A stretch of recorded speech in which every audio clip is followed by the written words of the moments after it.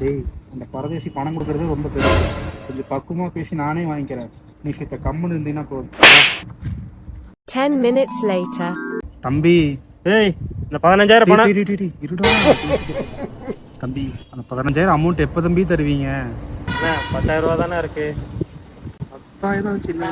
மிச்சத்தை யார் உங்க அப்பனா தருவான்? ஏதாச்சும் வாங்கிட்டு போகலாம்டா. 10,000 வாங்கிக்கிறியா? என்னடா புழைக்க தெரியாதானே இருக்கிற? இப்போ பாரு, டேய் இதெல்லாம் செட் ஆகாது. உன் பணத்தை நீயே வச்சுக்கோ. அதுக்கு பதிலாக நான் பைக் எடுத்துக்கிறேன். பணத்துக்கு பைக்கு சரியா போச்சு. A few moments later. அண்ணே வண்டி ஒன்று சேலுக்கு வந்திருக்கு. எவ்வளோ வரும்னு பார்த்து சொன்னீங்கன்னா நல்லா இருக்கும். பார்த்து நல்ல ரேட்டாக சொல்லுங்கண்ணே. செலவெல்லாம் கொஞ்சம் அதிகமாக இருக்கு. வண்டி ஓகே தான். 2 டயர் மாற்றணும். இன்ஜின் வேலை கொஞ்சம் செய்யணும்.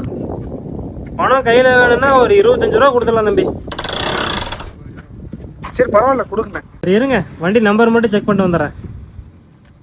A few moments later. ஃபுல்லாக செக் பண்ணிட்டேன்ப்பா. ஃபைன் அமௌண்ட்டு தான் கொஞ்சம் இருக்குது. ஒரு 29,000 ஃபைன் அமௌண்ட்டே வருது. பைக்கை விற்கிற மாதிரி இருந்தால் நீங்கள் தான் எனக்கு 4,000 ரூபா தர மாதிரி இருக்கும் தம்பி.